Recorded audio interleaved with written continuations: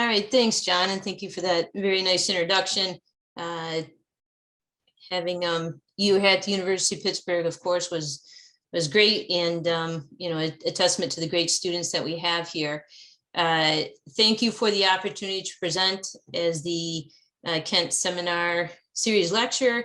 Really appreciate the opportunity. I wanted to come in person actually, but unfortunately, my husband travels for work as well, and he got on the calendar first, and second place means you stay home and do the kid Ubering. So I'm glad I have the opportunity to at least present remotely. And the topic that I'm going to be talking about is the evolution of the development of a design procedure for bonded concrete overlays of asphalt. And you know, when I first thought about this, I thought, oh, this would be a good topic, but I think I bit off a little bit more than I could chew. So hopefully we're not flying too quickly, and so you won't be able to keep up. But we'll try to cover a lot of ground. To begin with, bonded concrete overlays over asphalt, otherwise known as BCOAs. We use this as a rehab alternative for marginally distressed asphalt pavements. And it's a good topic, I think, for this particular presentation, because there's a lot of these constructed across the state of Illinois, and Dr. Raisler there at the University of Illinois has contributed immensely to this area as well. So with bonded concrete overlays, they're typically 2 to 6 inches thick, so relatively thin, and the joint spacing is relatively short. So 3 by 3, 6 by 6 is a real common. You might get up to 10 foot by 12 foot or 12 by 12. 6 foot by 6 is though one of the more common designs. And so with these particular pavement structures, the way we get this thin concrete overlay to perform so well is by making sure that it's bonded to the existing asphalt so that it's carrying the load as one monolithic layer. And therefore, the neutral axis then is shifted down into further into the depth of the concrete layer. So the tensile stresses of that layer are a lot lower. And of course, concrete is considerably weaker in tension. So those are the critical stresses that we're concerned about. And you can shift it down to the point that that upper layer can even be completely in compression if you have sufficient asphalt underneath. So the other thing that we do is reduce the panel sizes so that the curling and warping stresses, the stresses that develop as a function of the temperature and moisture gradients in the slab, are lower. So by reducing that panel size and making sure you get a good bond, we can ensure that we get good performance. So that's a bit of a description of the structure itself. And what I'm going to focus on is slab cracking, the model incorporated in BCOME, faulting, and then talk a little bit about debonding and the effect of fiber on performance as well. So jumping right into it, just to get you familiar with the design methodology. First, you're going to establish your inputs that characterize the pavement structure, the thicknesses, the panel sizes, material properties, as well as characterizing the loading conditions. So that would be the environmental loading conditions and the vehicle loads. And then with that, we can calculate the response of that structure, whether it be stresses or deflections. And with concrete pavements, for conventional pavement, we're typically concerned about edge stresses at mid-slab and corner deflections for faulting. So transverse cracks develop at mid-slab and corner deflections for faulting. So those work for conventional pavements. As you'll see, it's a little bit different for these types of structures.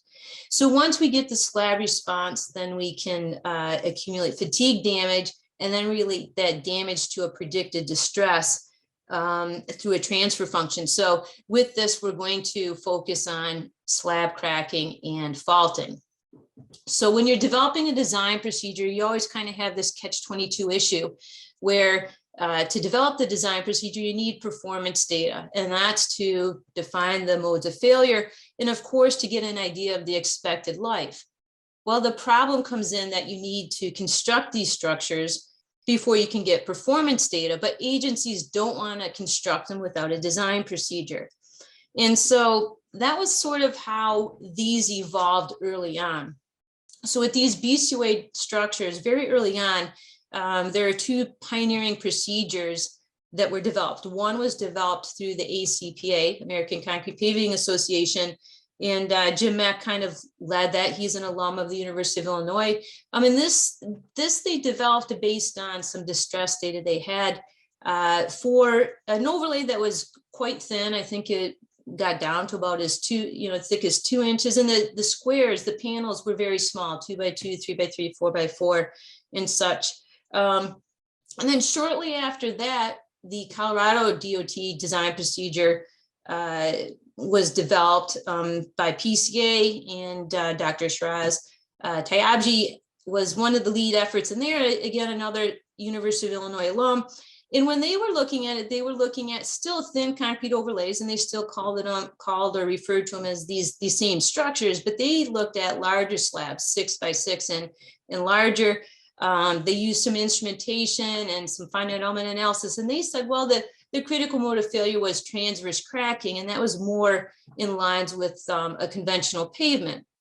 So then for a long time, we were using both these procedures just intermittently, just anytime we wanted an overlay design without really looking at what the assumed failure mode was.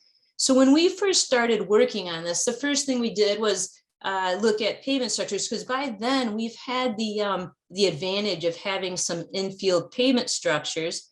And with that, we saw that, a lot of the failures were occurring based on the location of the wheel path with respect to these longitudinal joints. So longitudinal refers to in the direction of traffic. And when I say transverse, it's going to refer to perpendicular to the direction of traffic. So when the wheel path was near these longitudinal joints, then we saw we had corner cracks develop. But then when the wheel path was more in the central portion of the slab, instead of getting transverse cracking as a conventional pavement, we were getting longitudinal cracking. And these longitudinal cracks would initiate at the intersection of the joint and the wheel path. And sometimes they'd propagate to the lane shoulder edge, and sometimes they would just propagate to the adjacent transverse joint. So the different modes of failure that we saw were a little bit different than what our design procedures were predicting. So one of the first things we did was look at the response of these structures in these critical areas that would lead to these different modes of failures and account for that in the design process.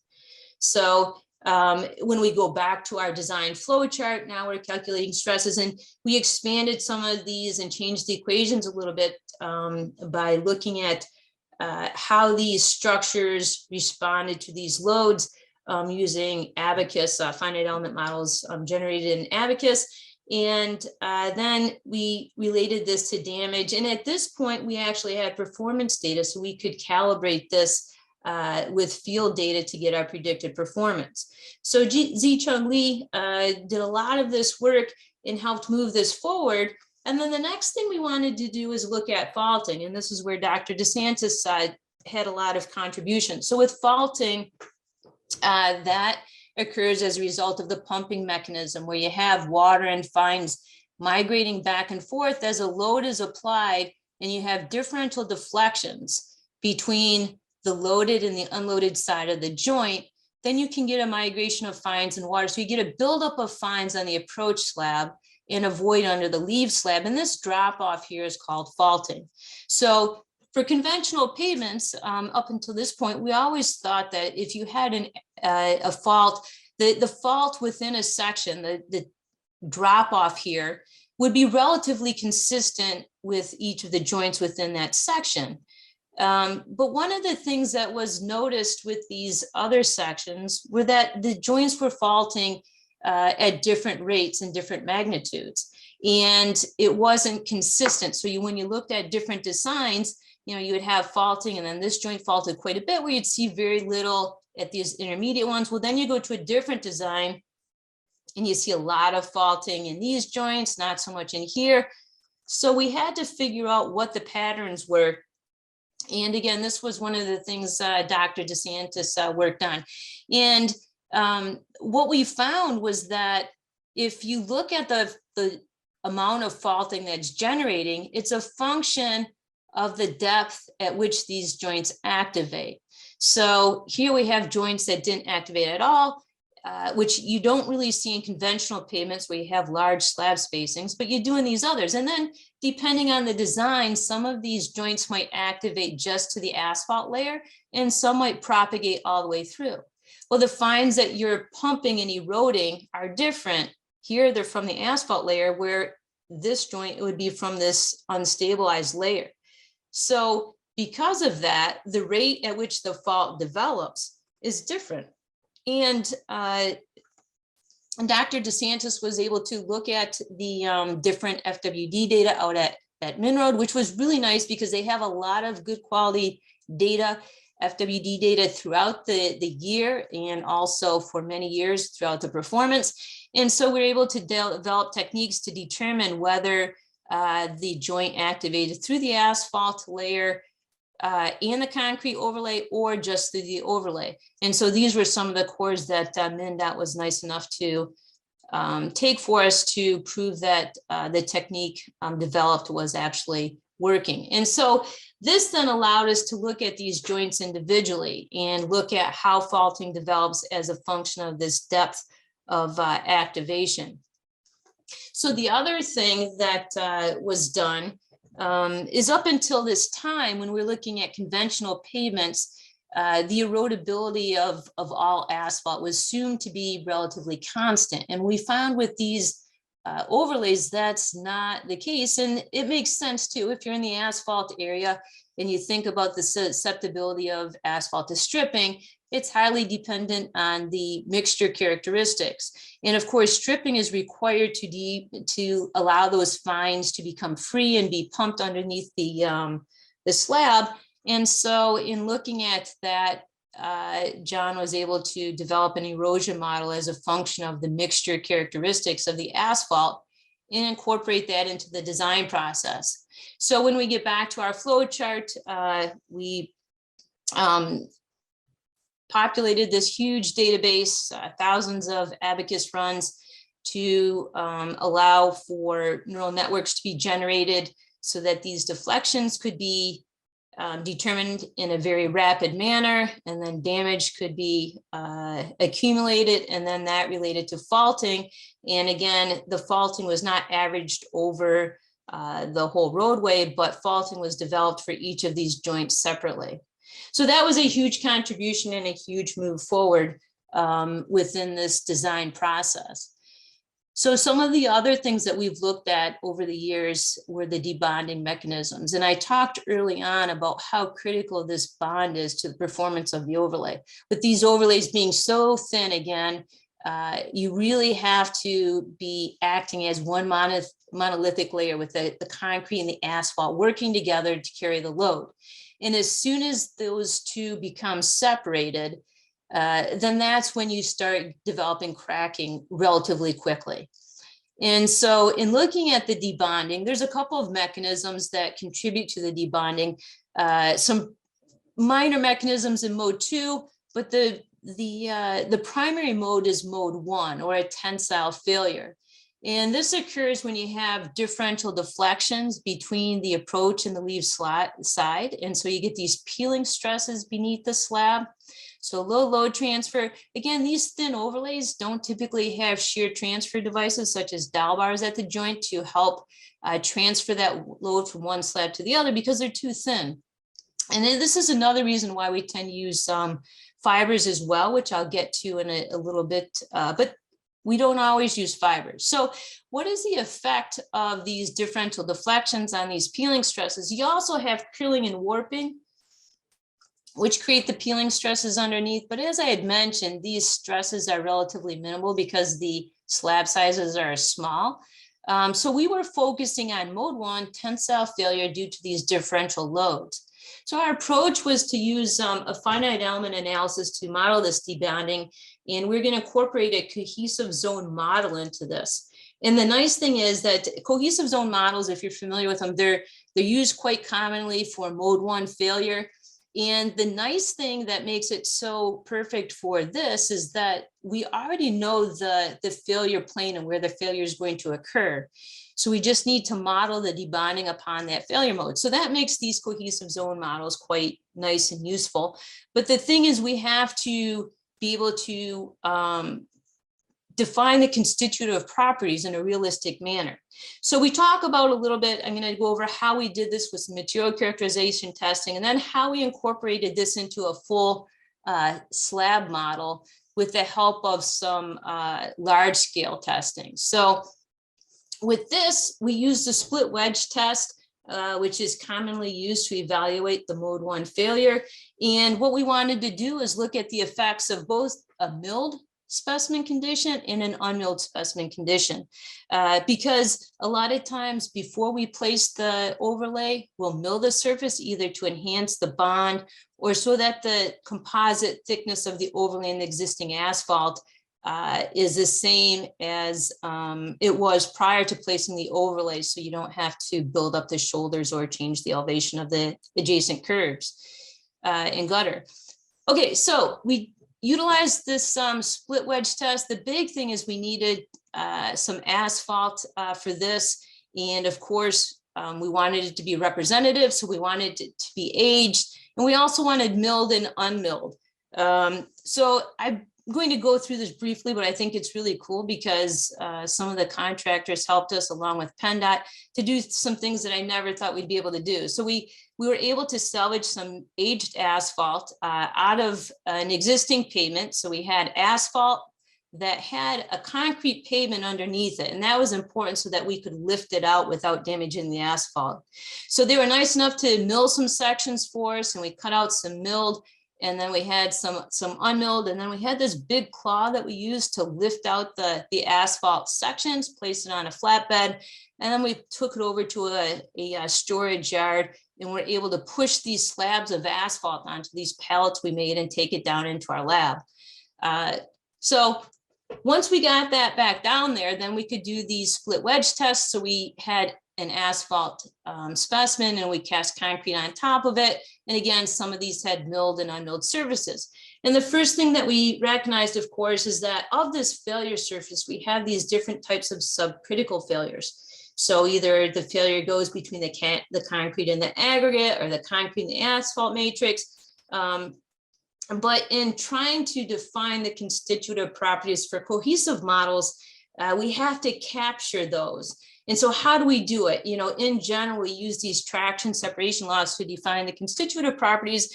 And a lot of times we're going to use a linear relationship for a quasi-brittle material like concrete. And then for asphalt, then we would use more of an exponential traction separation law. So the three components that are really important for your traction separation law, if you haven't used these or aren't familiar with them, is one, the opening phase where your traction increases and you have separation without damage. And then the second phase, you have a softening phase where the traction decreases with separation due to the damage.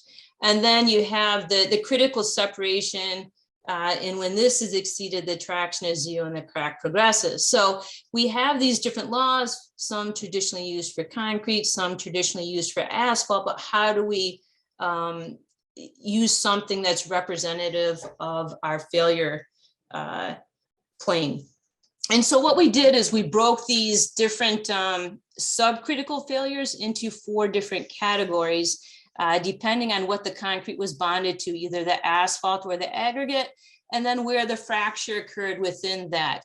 And these are, so with each of those, we did 6 specimens that were milled and 6 specimens that were unmilled. And we looked at the surface and looked at the percent area within each of these critical failure types. And then once we did that, we can take the area and develop a cohesive zone model for each subcritical failure, and then combine them based on a weighting factor with the area that represented. So now the thing that we have to do is determine what the traction separation law will be for each of these cohesive zone models for each of these subcritical failures. And the way we did that was using a combination of a linear and an exponential model. So if we have a more quasi-brittle material like the cement and the rock, then we have a linear TSL, where the asphalt is more representative of an exponential. And so if we superimpose them, so here we have a linear, here we have our asphalt, but superimposing them, we get this red traction separation law. And so we could do that for each of our subcritical failures. And then we have to define what these properties are. And the way they commonly do it is through an inverse analysis with our experimental data. So we have our experimental data, and then we can fit these traction separation law properties. And we did this for each of the 6 milled and the 6 unmilled specimens, and then we averaged the values for those. And we're able to fit relatively well the model. So here we have the measured versus the predicted using the finite element method. So now we have to take that, now that we've defined the material properties for that cohesive zone model, we have to take that and scale it up so that we can predict interface debonding as a function of the traffic loading.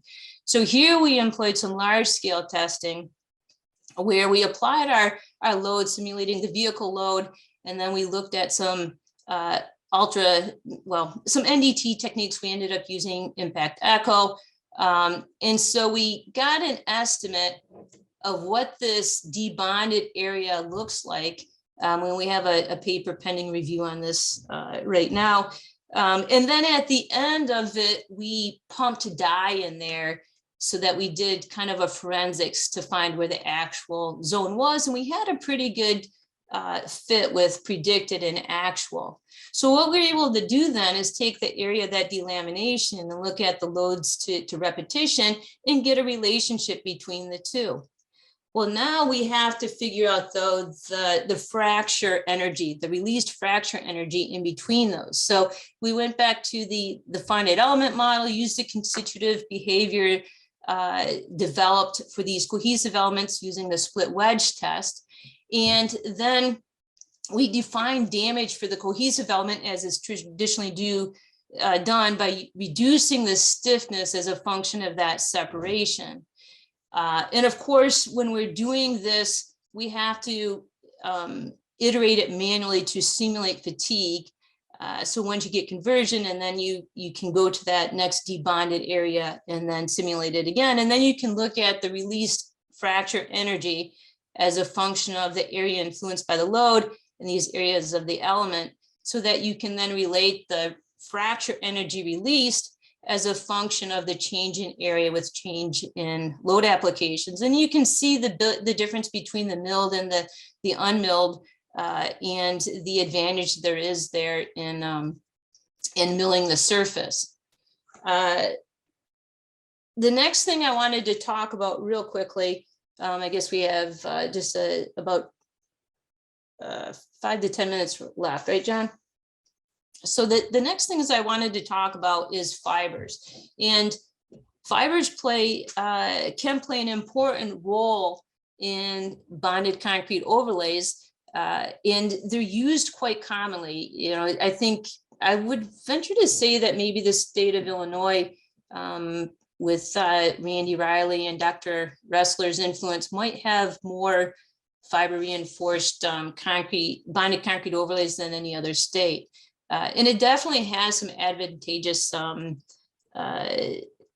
characteristics that we can use, and some of those are incorporated into the design process, and others we still have to implement a bit yet. So the thing with the fibers, they kind of play 2 different roles. One's improving the load carrying capacity and the resistance to cracking, and Dr. Ressler has done a lot of work in this area and contributed quite a bit into incorporating this into the BCOA design process. And we've incorporated his work into the BCOA ME. So it currently does account for this improved load carrying capacity and resistance to cracking just by looking at the residual strength. So if you're going to look at the load versus deflection, the fibers post-crack performance then have some residual stress still remaining. And when we look at that with respect to the the peak critical stress, and that gives us a residual stress ratio. So just kind of keep that in mind. And again, Dr. Raisler did a great job kind of bringing this into the pavement area and allowing for us to account for these advantages within the design process. So what we were doing over at the University of Pittsburgh is focusing on how crack and joint performance can be enhanced through the use of these fibers. And when I'm talking about fibers, I'm talking about structural synthetic fibers. There hasn't been a lot of steel fiber use, and you really need a structural fiber to get this enhanced performance. So when we're talking about crack and joint performance and how it's enhanced in the fiber, it's typically three primary roles. One, limiting water infiltration, because with these bonded concrete overlays, the integrity of the asphalt is super important, because if that degrades, then of course you're no longer going to have something that's assisting that thin concrete overlay and carrying that load. So typically these joints are plugged and not sealed. So if there's a lot of joint movement, then it's not going to be able to limit the water infiltration as well. But it also helps reduce bonding stresses at the edge and keeps cracks tight to engage aggregate interlock, which then results in lower edge stresses and reduced potential for pumping. So when we're talking about reduced debonding stresses, back to the debonding stresses we were talking about before, those mode 1 tensile failure, you know, whether you don't have continuity across this joint, so you get those peeling stresses or the curling and warping.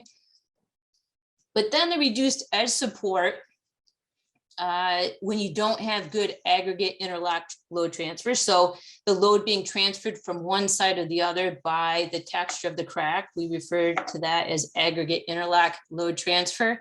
And so when this is poor, you get less edge support, higher stresses and deflections. So we wanted to look a little bit at how these fibers affect performance. And again, we went back to an experimental approach where we have small scale accelerated load testing as well as full scale accelerated load testing. Obviously, testing beams provides a much more economic solution, but when you really want to know the full story, then it's good to go back to the full scale testing. So if we get back to the full scale testing, again, what we're doing is we have a joint simulated in this thin concrete overlay, and we're applying loads on each side of this joint. And we're doing it in a manner that simulates a vehicle load going across that joint. So we're looking at the load transfer efficiency, the deflection on the unloaded side with respect to the deflection on the loaded side, and looking at how that changes with increasing crack width. So the diamond you see here is just a plain concrete slab. And then the squares and the circles represent two different specimens with two different types of fiber. And both of these mixes had a residual strength of 24%. Typically, we're targeting about 20% or more for our benefit for increased fracture resistance and better performance from a fatigue or a cracking perspective. And so the idea was to look at about that same magnitude. Would it affect our improved in performance for the crack and the joint? And so here it does look like indeed there is some benefit. If we look a little bit closer, we see when the crack is tight and you have aggregate interlock that both perform in a similar manner, both the fiber and the unfiber reinforced concrete slabs. But as soon as that joint width starts getting around 0.03 or 30 mils, you see a huge drop in the load transfer efficiency, which makes sense because that's the point at which you typically lose aggregate interlock. So the fiber then is still providing a lot of load transfer, even up to a much higher crack width. So we have 1/10 of an inch here, and we're still getting some decent load transfer efficiency, where we lost our ability to transfer load way back here at about 35 mils. So The next thing we did was said, okay, well, we open the joint up and now we're going to close that crack width again. So we come down here, we open it up and then we close it. And you see for the plain concrete pavement, when we close it, the load transfer efficiency goes right back to where we thought it would. And then it comes down in a similar manner. When we do this for the fiber reinforced slab, we see that we have increased load transfer efficiency down to 1/10 of an inch, but then when we close that back up and then reopen it, we get a huge drop in our load transfer efficiency for the same crack width. When we did this for our small scale beam test, unintentionally, I should mention, so we were holding the crack width the same, but we had viscoplastic deformation of the fiber over time, and the crack width drifted and started to open up. We realized that and closed it back, but then we got a huge drop in our load transfer efficiency, which makes sense because, you know, when it's held open, the fiber's taut, but when you close that back up, then you get a looseness or slack in the fiber and it's not transferring the load in the same manner. And that can have ramifications in the field as well, because if you have a really cold temperature and you get a wide open joint, as that plastic fiber deforms and then you close it again, it won't be as taut. So we should recognize that when we're trying to account for these effects of fiber on joint performance as well. The other thing that we were interested in is looking at the fatigue of the fiber over time. And what we found, and again, when we looked at this, we were looking at our small scale beam test, and we put over 10 million load applications, and you did not see a decrease or a degradation in the performance of the fiber. So it does seem to hold up well against fatigue. And here are sections of that that we pulled apart after putting all of those loads on there. And you can definitely tell that there's still integrity of that fiber and it was still contributing.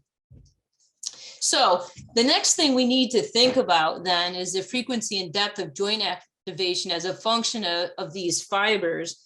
And that's where some field data is going to play a much larger role. And the thing that this is some field data of crack width for 4 consecutive joints. When I was working with the Minnesota Department of Transportation, we constructed 7 white topping test sections out there. And I was monitoring the joint over time. So we constructed it in 97 and I monitored it through 2001. And you can see that you definitely have some joints that are activated and opening where others weren't opening as much, but the amount that they opened and the frequency at which they opened was affected by the overlay type, but also the presence of fiber. And this, you can kind of see the effects of load transfer efficiency for these joints over time. So temperature, the nice thing about Minnesota climate is you get a nice extreme range of temperatures where you have really cold winters, and then in the summer it's quite hot. And you can see how the effectiveness of the fiber in the winter decreased with time as those fibers elongated and you had plastic deformation. So we still have a lot of work to do with respect to just figuring out the effects of fibers on the various aspects that we just discussed: stress reduction near the transverse joints, you know, its ability to resist or delay debonding. Also the effect it has on these faulting prediction models. The current faulting prediction models that are in the BCOA-ME do not account for the effect of fiber. So that's another thing that we should be looking at. And also the frequency and depth of joint activation. I think we have a pretty good handle on that without considering fibers, but then once you start considering the effect of fibers, there's a lot we have to, that still needs to be learned. We still need to learn in that area. And then also when when we start getting a better handle for the fiber reinforcement, we can start looking at how to use that to optimize the joint spacing. So we're not getting joints that are closed in some areas and then really wide in other areas, but more of a distribution of crack or joint widths. So this is a bit of what we have in the BCOME. If you want to use it or play with it, you can find it at pavements.pit or this other, or just Google BCOA-ME. Again, this is kind of a culmination of a lot of effort by a lot of different grads and undergrad students, and without their diligence and hard work, none of this could have been possible.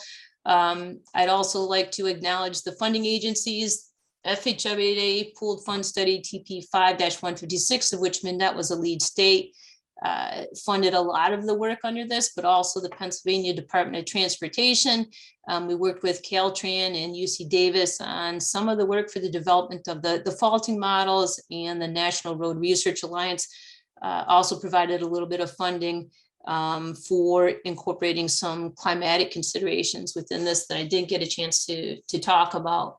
I'd also like to acknowledge Swank Construction, those slabs of asphalt that they pulled out of the road and brought down to our lab, which gave us the opportunity to not only make those split wedge specimens, but also to do the full scale debonding tests that we did. The concrete materials provided by Bryan Concrete, and then of course a lot of performance data.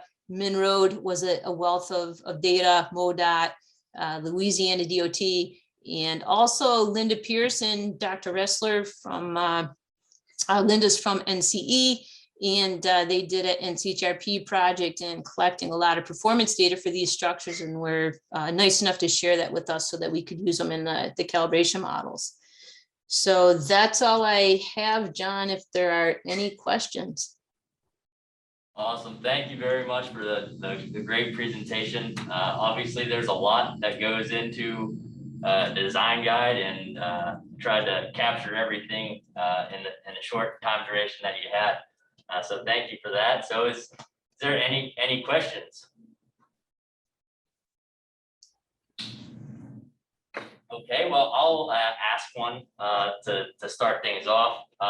Kind of going back to the start of the design guide and design procedure, like you had to, the combination problem of people constructing versus wanting a design guide first, determining the main failure mechanism for, the 6x6 design is a longitudinal crack, right? Well, what is the primary mechanism that causes that longitudinal crack to develop? Yeah, so the longitudinal crack, and this is a good question that I might not emphasized. You're right, it's not as intuitive. The longitudinal crack develops at that intersection between the wheel path and the transverse joint, because that's where the asphalt tends to deteriorate first, and you get a degradation of the asphalt under that area. So you have a point where water gets in, and a point of high stresses and high deflections. And as soon as you start getting a bit of a breakdown, then that's when you can generate that longitudinal crack. Thank you. I'm sorry, I have a very small question. I was a little confused because when I learned about fibers in concrete, I learned that it is part of the mix itself. It's inside of concrete. But then you started talking about load transfer efficiency, and you showed that schematic of like a concrete slab and a fiber, like a rope between them. So I'm a little confused about the nature of the fibers you're talking about. Yeah, you're correct in that it is within the concrete. So if you have your concrete slab and the fibers are intermixed within it, right? Yes. And then you come back after, so it's paved, and then you come back and you saw your joint right here. And then the purpose of that joint is so that the crack propagates down, right? So your crack propagates down, and then you have these fibers that are crossing or bridging across that crack. So the fiber actually becomes beneficial once that crack occurs, and it can bridge across that crack to help that crack perform better. Okay, thank you. I got it. Yes. Thank you for the great presentation, Professor. I just had a question. Was there any consideration towards shape and aspect ratio of the fiber? And was there any observable effects of that? So with the shape and the aspect ratio, when we originally did this, we were trying to, the key thing, as you're kind of alluding to, the shape and the aspect ratio contribute to the amount of residual strength that's going to be available. And so that would be a separate study in and of itself. We did look at how to get an estimate of the residual strength as a function of a couple of fiber parameters, but in general, just by doing the ASTM 1609 test, that's how we were characterizing the residual strength. So what we were targeting was a residual strength value, and not necessarily looking at what fiber characteristics would provide that. We selected the fiber based on two typical fibers that are commonly used. Actually, they were commonly used in the state of Illinois at the time. And so that's how we selected them. And then we selected the quantity to give us a residual strength of about 20 to 25%. So we were targeting a 20 to 25% residual strength, regardless of the fiber type, the shape, or the size of it. What our goal was more on the residual strength and not how to achieve it with different fiber types, but using the fibers that were commonly used. Kind of a long-winded response, but does that help? Yep, certainly does. Thank you. Javier? Before you talked about the fibers, the last thing you mentioned was about the fatigue modeling. I was wondering if you could walk us through how that manual procedure of deleting, I think nodes was what you mentioned. How did that go down? So we tied that to the lab results. So when we had the delamination area of the lab results, that's what we tied it to. Okay, so there was what was the lab measurement that would tell you how much links to delete? So when we did the fatigue testing for the full scale lab test, and we loaded it, and then we used an impact echo, a spectral analysis technique using an impact echo to estimate the delaminated area. And that was done periodically throughout the test to get an estimate of that debonded area. Now, of course, we wanted to try to tie that into something real to make sure that our NDT technique was giving us a decent estimate. And that's why we pumped the dye in underneath that and drove that into the debonded region, so that when we did our forensics investigation, we just cut it into small, it was very time consuming. We cut that into small squares and looked at that debonding front, or that debonded area. And as you saw, that debonded area was not exactly triangular, but we used a triangular shape to model it. Thank you, that's very interesting. I think we have enough time for one more question. I think Professor Reisler, did you have your hand raised on Zoom here? Yeah, thanks, John. Thanks, Julie. Two questions. Can you comment on kind of your thoughts on best practice of drainage, surface drainage for these pavement types. You know, that could be cross slope adjustments or sealing, non-sealing joints, anything to do with the shoulder. At least your thoughts on that. Secondly, would you use bonded concrete overlays on airport pavements? Yeah, thanks, Jeff. You know, regarding drainage, you're right. Maybe there an advantage of changing a cross slope for from the something non-traditional greater than the 2.5% that we typically use. I didn't think about that, but that's a really good idea. You know, I do believe so. As you're aware, and this leads into this, there's always a debate on sealing and no sealing in conventional pavements, and that came over, of course, into the BCOA as well, because you have so many joints that it's pretty expensive to seal those joints.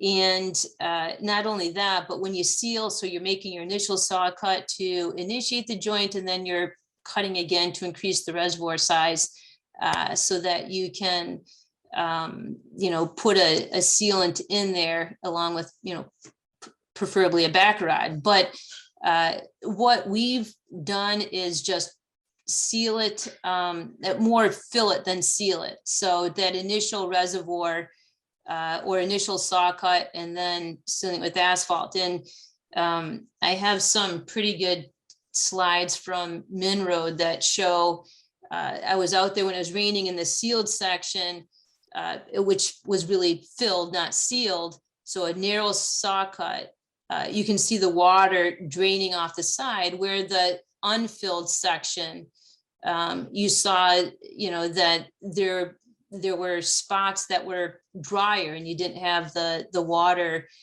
sitting on the surface. So with the thin overlays, I think it becomes really important, you know, if you're really relying on that bond so the longitudinal crack doesn't develop, you don't get degradation of the asphalt. The thicker it is, probably the less important it is. You know, once you get to 6.5 inches, then, you know, you're really not relying on that bond anymore. But, you know, as you are alluding to, its drainage is really important to keep that water out of the joints and out of the asphalt, because obviously petroleum products and water don't necessarily like each other, and you're really relying on that layer for long-term performance.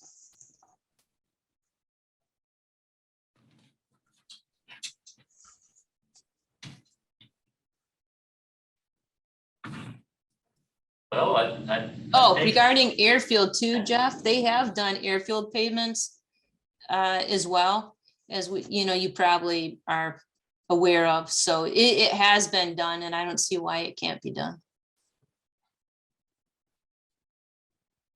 All right, well, appreciate everything. We appreciate you giving the presentation. We can thank our speaker. Thanks a lot, John, for the opportunity, and I really appreciate you know, being able to talk about this topic with you. Hopefully next time I can do it in person. That would be great. Thank you very much. And that concludes the Ken seminar for today.